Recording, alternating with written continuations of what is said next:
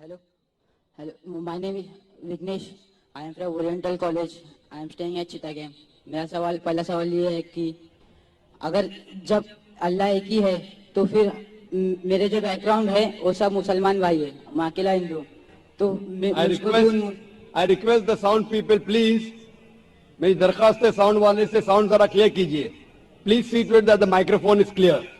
I request the sound technicians to see to it that the microphone is clear, including my monitor speakers. भाई साहब आप जरा सवाल दोहरा सकते और आस्ते और जरा जोर से. अगर अल्लाह एक ही है ना तो मुझको भी चाहे तो मुसलमान बना सकते थे, पर क्यों नहीं? अल्लाह अगर एक है तो मुझको भी चाहे मुसलमान बना सकते थे, मैं वो क्यों हिंदू बना? भाई साहब का सवाल है, अगर अल्लाह एक है तो मुझको भी मुसलमान बना सकते थे, उसने क्यों नहीं तुम्हें मुसलमान बनाया? भाई साहब का अच्छा सवाल है और इसका जवाब है कि हमारे आखिरी पैगंबर मोहम्मद सल्लल्लाहु अलैहि वसल्लम फरमाते कि हर इंसान, हर बच्चा जब पैदा होता है वो दीनुल फित्र में पैदा होता है. दीनुल फित्र मतलब वो मुसलमान जैसा पैदा होता है. मुस्लिम का मतलब वो इंसान जो अपनी जिंदगी अल्लाह, भगवान, ईश्वर, अपने खालिक के मुताबिक बसर करता है. जो इंसान अपनी जिंदगी अपने खालिक, अपने अल्लाह के कहे हुए अहकामात के मुताबिक बसर करता है, उसे कहते हैं अरबी में मुस्लिम.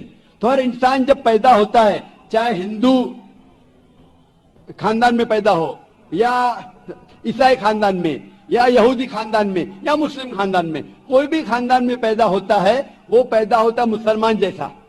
उसके बाद उसके वालिदैन, उसके बड़े, उसके टीचर्स उसे सिखाते हैं. अगर सही चीज सिखाते हैं तो वो सही रास्ते पे रहता है, वरना वो दूसरे रास्ते पे भटक जाता है. हो सकता है कि बुत परस्ती करने लगे, वो मूर्ति पूजा करने लगता है, हो सकता है वो आग की पूजा करने लगे.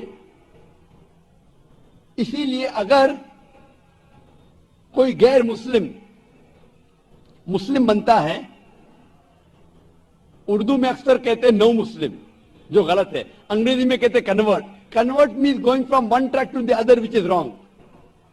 सही लफ्ज है लौटा हुआ मुस्लिम, क्योंकि हर इंसान पैदा होता है मुस्लिम जैसा, फिर उसके वालिदैन, उसके बड़े के जरिए से वो गलत ट्रैक पे जाता है, और जब सही ट्रैक पे आ जाता है वापस, सही लफ्ज है लौटा हुआ मुस्लिम. अंग्रेजी में कहेंगे रिवर्ट.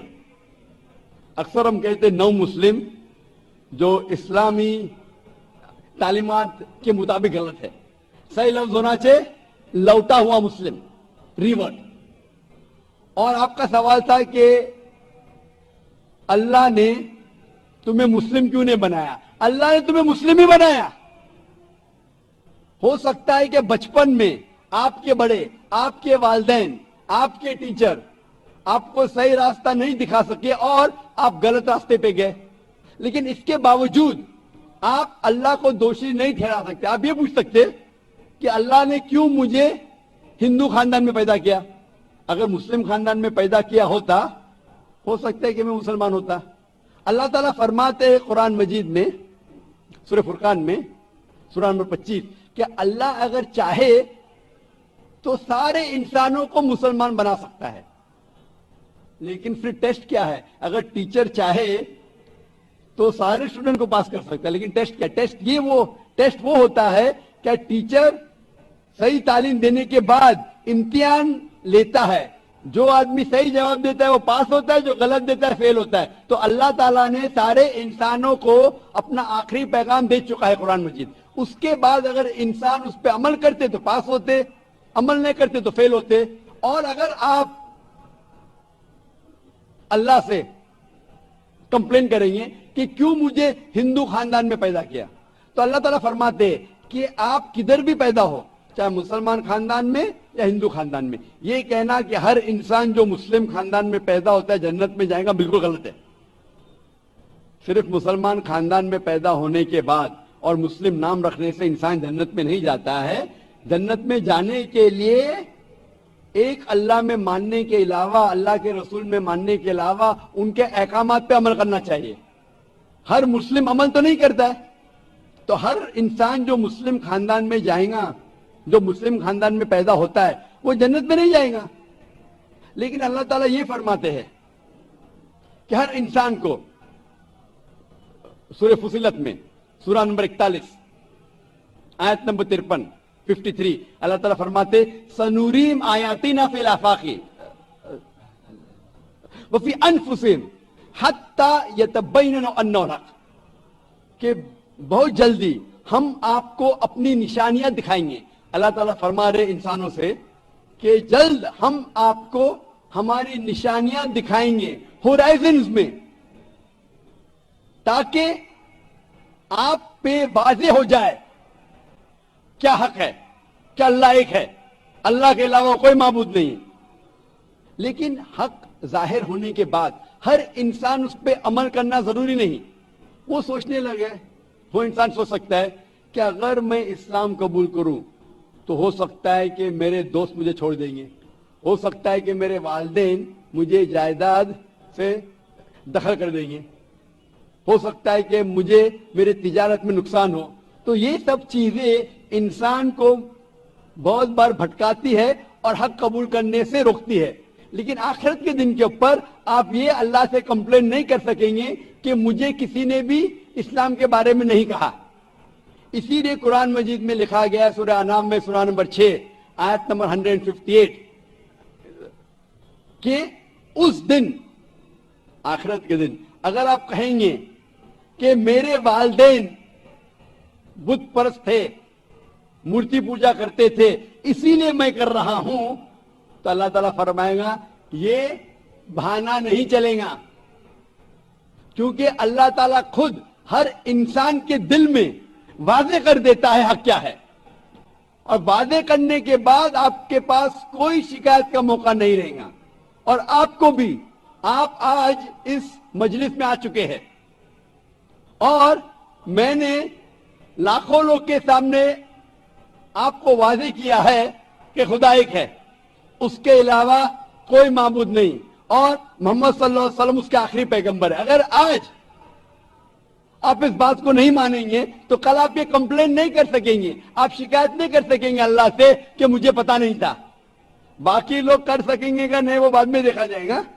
آپ تو، اللہ تو واضح کر دیا کس کے ذریعے پتا نہیں، لیکن آج میرے ذریعے تو کر رہا ہے آپ کو، اور اتنے لاکھوں لوگ شہادہ دے رہے اور کروڑوں لوگ ٹیلی ویژن پہ دیکھ رہے آپ کو۔ تو ابھی آپ کے پاس کوئی بہانہ نہیں، کوئی شکایت نہیں یہ کہنے کے لیے کہ میں مسلمان خاندان میں پیدا نہیں ہوا اس لیے میں نے اس دھرم کو ایکسپٹ نہیں کیا۔ میں آپ سے پوچھنا چاہتا ہوں بھائی صاحب، آپ مانتے ہیں کہ خدا ایک ہے؟ وہ تو ہے۔ آپ مانتے ہیں خدا ایک ہے؟ ہاں۔ آپ مانتے ہیں کہ بت پرستی غلط ہے؟ پر کون سا خدا ہے وہ پتا نہیں۔ نہیں، مورتی پوجا صحیح ہے کیا غلط ہے آپ کے حساب سے؟ اب جب میں ہندو دھرم میں پیدا ہوا تو پھر میرے حساب سے صحیح ہو سکتا۔ آپ کہتے ہیں کہ ہندو دھرم کے مطابق مورتی پوجا صحیح ہے۔ میں آپ کو آپ کے ہندو دھرم کی کتابوں کا حوالہ دیتا ہوں، مذہبی کتابوں کا۔ اگر آپ پڑھیں گے چھندوگیا اپنشد چیپٹر نمبر 6 ادھیے نمبر 2 منترا نمبر 1، ایکم ایودتیم، ایشور خدا بھگوان ایک ہے، دوسرا نہیں ہے، لکھا ہے شویتا سیتار اپنشد میں ادھیے نمبر 6 شلوک نمبر 9 میں، ناچسیہ کسچ جنیتا نہ کدیپا، اس ایشور کے کوئی والدین نہیں، اس ایشور کا کوئی رب نہیں۔ مطلب ایشور کا، بھگوان کا کوئی والد نہیں، کوئی والدہ نہیں، اس کے اوپر کوئی نہیں۔ اور صاف طور پہ لکھا گیا ہے شویتا سیتار اپنشد میں ادھیے نمبر 4 منترا نمبر 19 میں، نہ تسیہ پرتیما استی، اس ایشور کی، اس بھگوان کی، اس اللہ کی کوئی پرتیما نہیں، کوئی عکس نہیں۔ عکس، پرتیما جو سنسکرت لفظ ہے اس کے معنی ہے عکس۔ خدا کا کوئی پرتیما نہیں، کوئی عکس نہیں، کوئی فوٹوگراف نہیں، کوئی پینٹنگ نہیں، کوئی پورٹریٹ نہیں، کوئی مورتی نہیں، کوئی بت نہیں۔ اور یہ پیغام دہرایا گیا ہے یجروید میں ادھیے نمبر 32 منترا نمبر 3 میں، جس میں لکھا ہے نا تسیہ پرتیما استی، اس ایشور، اس بھگوان، اس اللہ کی कोई प्रतिमा नहीं, कोई अक्ष नहीं, कोई पिक्चर नहीं, कोई पेंटिंग नहीं, कोई पोर्ट्रेट नहीं, कोई बुत नहीं, कोई मूर्ति नहीं। साफ तौर पे आपके मजहबी किताब में लिखा है कि मूर्ति पूजा गलत है। और हिंदुइज्म का ब्रह्मा सूत्र है, एकम ब्रह्म देवता नास्ते नैना नास्ते किंचन, भगवान एक ही है, दूसरा नहीं है, नहीं है, नहीं है, जरा भी नहीं है। अभी मैं आपसे पूछता हूं भाई साहब, जब आपके मजहबी किताब में साफ तौर से लिखा हुआ है कि मूर्ति पूजा गलत है, तो फिर भी आप मानते हैं कि मूर्ति पूजा सही है? नहीं नहीं, आप मानते हैं कि मूर्ति पूजा सही है गलत है? फिर गलत है। आप मानते हैं कि खुदा एक है? हाँ आप मानते हैं कि मूर्ति पूजा गलत है? हाँ आप मानते हैं कि इस खुदा, इस ईश्वर, इस अल्लाह के आखिरी पैगंबर मोहम्मद सल्लल्लाहु अलैहि वसल्लम है? सर, बट और एक क्वेश्चन है, सॉरी, बट एक क्वेश्चन है, मैं एक पूछता सवाल है हूं। सर। आपका एक सवाल है, हाँ, ठीक है, पूछ सकते हैं आप।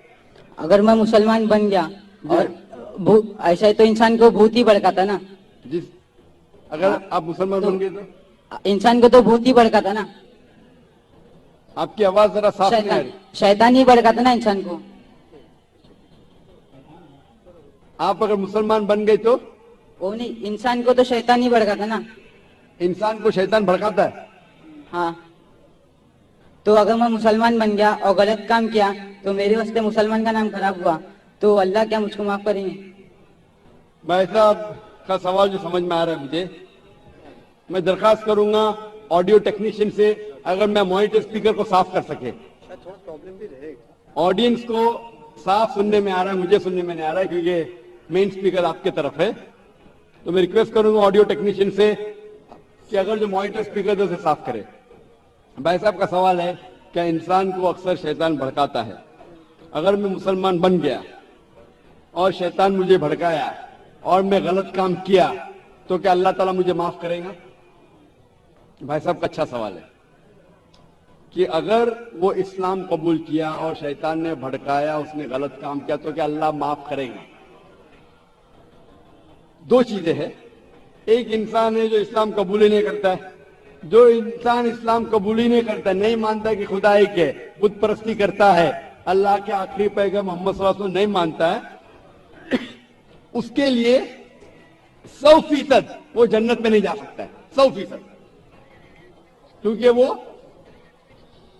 ईश्वर के अलावा दूसरे किसकी इबादत करता है। दूसरी तरफ एक इंसान है जो मानता है कि एक अल्लाह है, मानता है कि मूर्ति पूजा गलत है, मानता है कि मोहम्मद सल्लल्लाहु अलैहि वसल्लम आखिरी पैगंबर है, और गलत काम करता है। हो सकता है कि झूठ बोलता है, हो सकता है कि चोरी करा, हो सकता है वो शराब पी रहा है, ये गलत है, हराम है।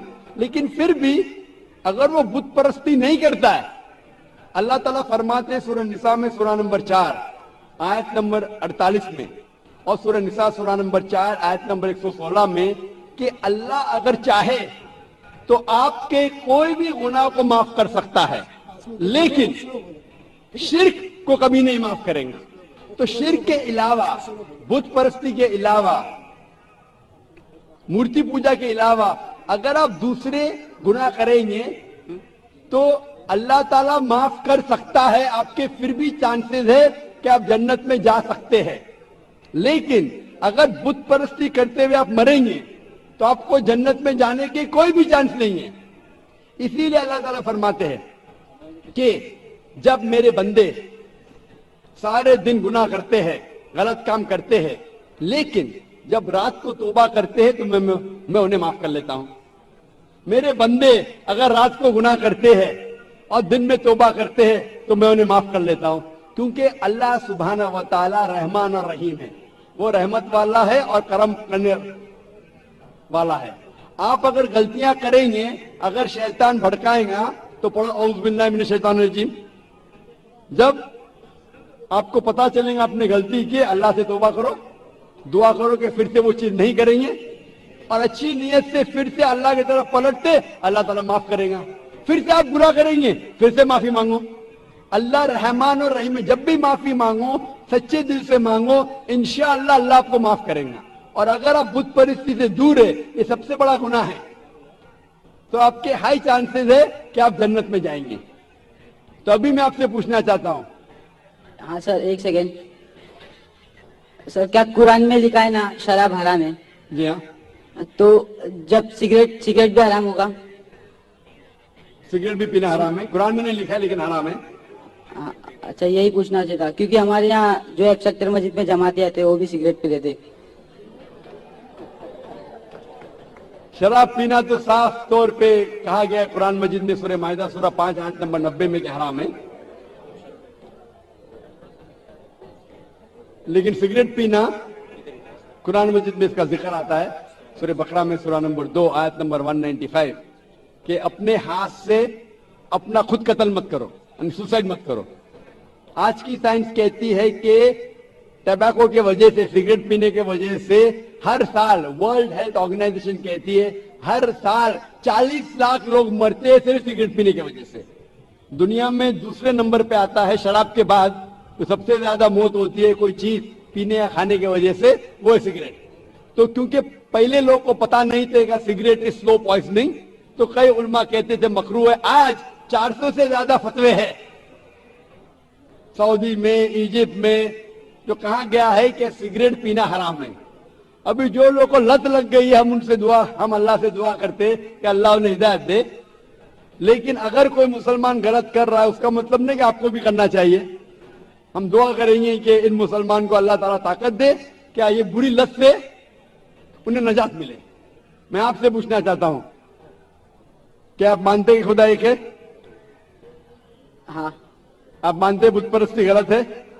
ہاں آپ مانتے کہ محمد صلی اللہ علیہ وسلم آخری پیغمبر ہے؟ سر میں بھی تو تھوڑا اسلام ریسرچ کر رہا ہوں اس کے بعد میں خود بخود قبول کر لوں. انشاءاللہ بھائی صاحب چاہتے ہیں کہ وہ اسلام کے بارے میں اور ریسرچ کرے اور میں چاہوں گا کہ آپ میرے ہاتھ سے ایک ترجمہ لے قرآن کا اور میری درخواست ہے کہ آپ قرآن مجید کا ترجمہ پڑھیے اور انشاءاللہ اس سے آپ ہدایت پائیں گے. اور جب مطمئن ہو جائیں گے کہ یہ مذہب صحیح ہے پھر قبول کرنا کوئی زبردستی نہیں.